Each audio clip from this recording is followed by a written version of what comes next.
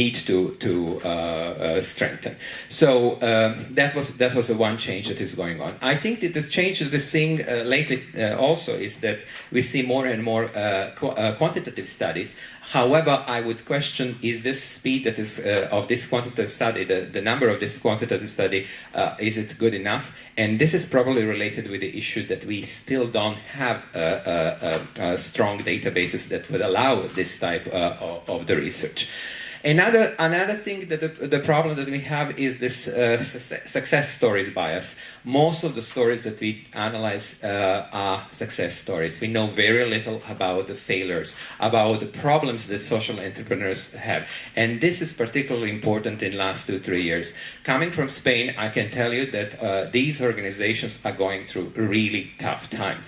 And we'll have some examples today of what kind of problems they have and what we could actually possibly learn as individuals and as academics. So there is obviously a need for an extensive and reliable data set, and I did think this is where SELUSI is coming into play. It is definitely innovative for many perspectives, from the sampling methodology, from the way that we actually identified social entrepreneurs. It is innovative because of interdisciplinary nature that I talked about, which made it more complex to organize it, to execute. It is a panel, and I think this is a huge benefit, that we are actually tracing social entrepreneurs over time, and that we have this information. Hopefully we'll have more information in the future, and also that is Europe-centered.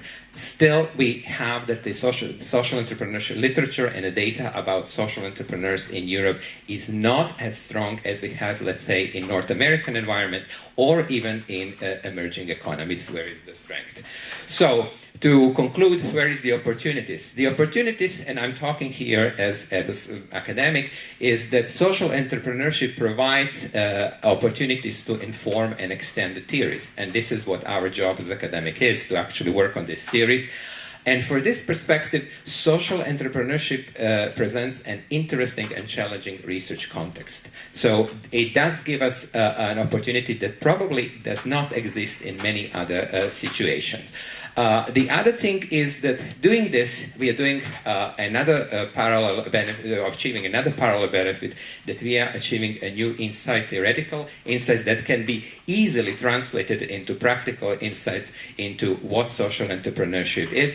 And here, we can look at the different types of interorganizational processes, such as social innovation, such as effectuation, such as studies the failure, and etc. But nevertheless, I think that the knowledge that social entrepreneurship as a field of academic inquiry offers has a future, and I'm sure that actually it will come even more prominent in years to come.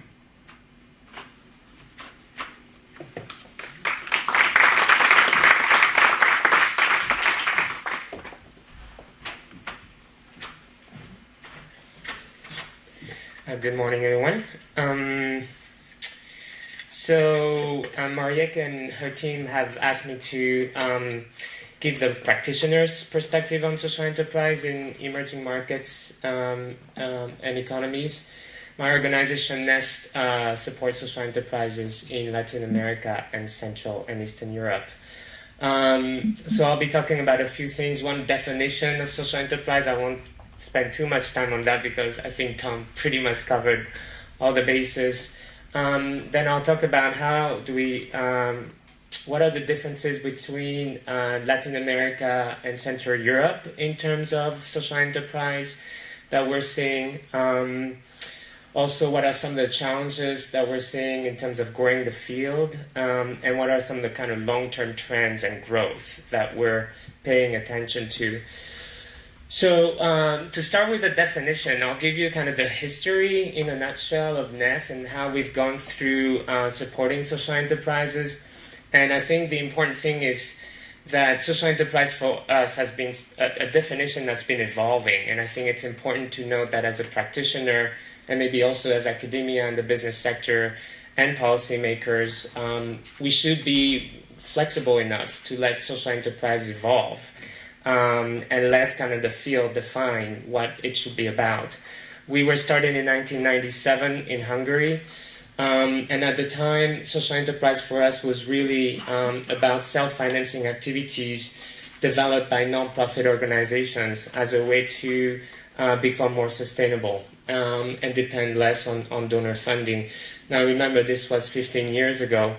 And for us, very much that concept was pretty broad. Social enterprise at the time could be mission related, meaning it could directly have a social impact in terms of employing people, or it could be non-mission related, in the sense that it might not necessarily be directly related to the mission of the nonprofit organization, but by generating untied revenues for the organization, then it helped to increase the impact of its mission. So we were supporting both kinds of social enterprises. Over time, what we realized is those NGO self-financing activities in and out of themselves were having social impact, and we were able to grow these businesses to employ people and to really resolve critical social problems in local communities. And what we also realized is that the nonprofit organizations themselves who were managing these enterprises, for them, the profit motive was not necessarily the primary factor for launching social enterprises.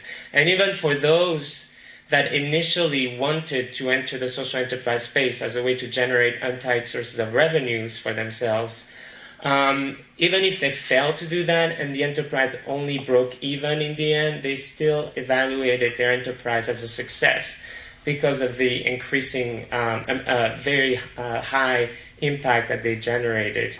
So we evolved our definition of social enterprise to look at nonprofit businesses that resolve critical social problems, and we more and more focused on those that were mission related, in the sense that those enterprises were creating social impact around employment, for example, or income generation. And fast forward to today, over the past couple of years, I would say, a lot of for-profit social enterprises have become to emerge, at least in Central Europe. Some of those are still very hard to find, but as we started supporting for-profit social enterprises, we had to again redefine what we meant by that term. So this year we had a strategic planning process where we realized that about 20% of our portfolio of social enterprise are now composed of for-profit entities. So we are now kind of looking at it a lot less from a legal structure perspective and defining more as businesses that resolve critical social problems in a sustainable way. However, I should mention that in Central Europe and in Latin America, the huge majority of social enterprise remain non-profit driven. We put some parameters around that definition because when you stop looking at the legal structure, then there are some question marks that start to arise, especially around the intent, which Tom alluded to a little bit. But for us, the intent of the social enterprise is really important. So we have to be able to sit down with the management team and really kind of feel and sense the values that are driving the organization. So going back maybe to your presentation where we're not sure whether to look at the social entrepreneur or the organization as a whole, I would advocate that we need to look at the organization, because if the social entrepreneur is not able to drive values throughout the organization, then that's when you run the risk of risking your mission for the for-profit motive. Of course, we look at sustainability as a definition of social enterprise. Something that's not sustainable for us is not an enterprise.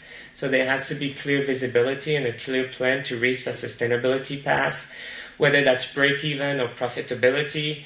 But we also look at it from a non-financial point of view.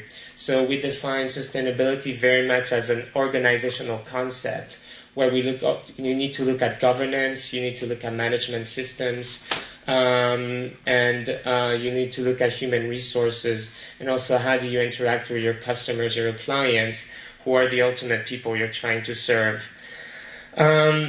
Another kind of sub-definition that we use is that those social enterprises really need to get to the systemic change, or what we call root causes of the problems.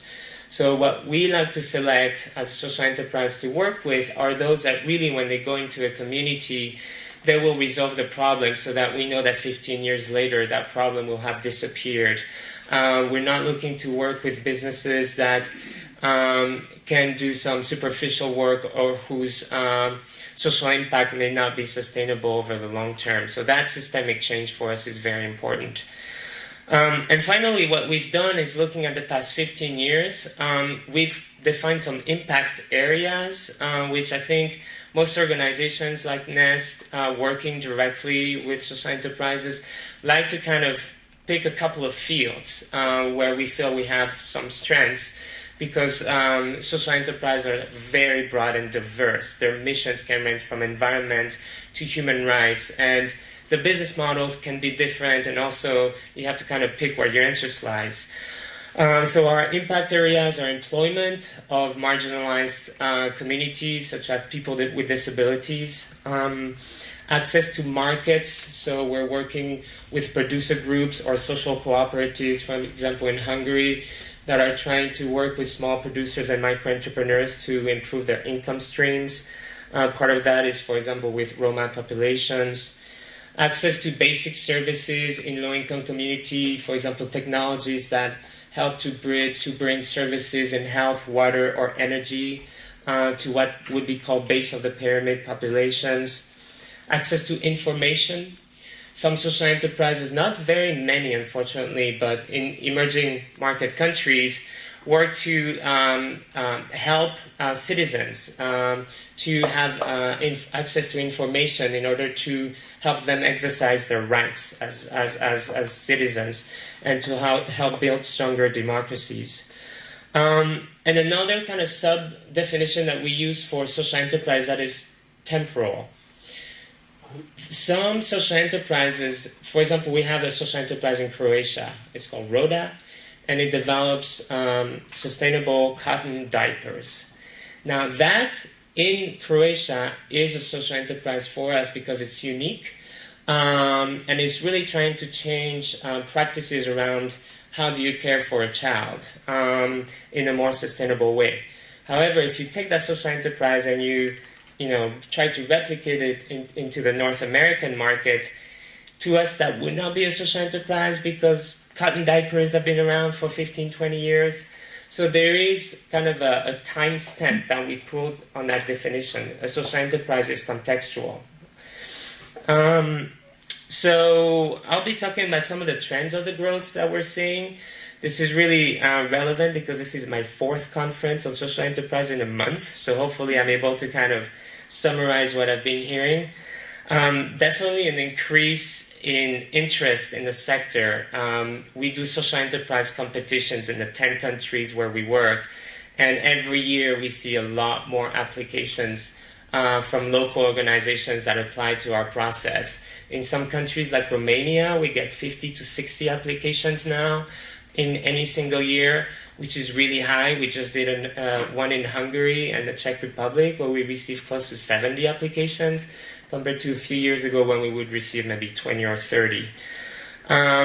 Definitely more for-profit social enterprises coming online in Central Europe.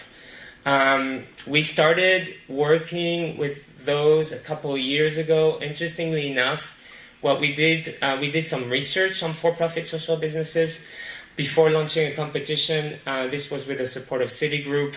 And the for-profit social enterprise that we talked to did not realize that they were social entrepreneurs. So they were running their businesses, but they didn't realize what they were doing, and they didn't realize that this was a field, that they had peers who were trying to do the same thing. So as we've entered that space, we've also realized that we need to define the field better and build the infrastructure in order for those people to self-identify themselves.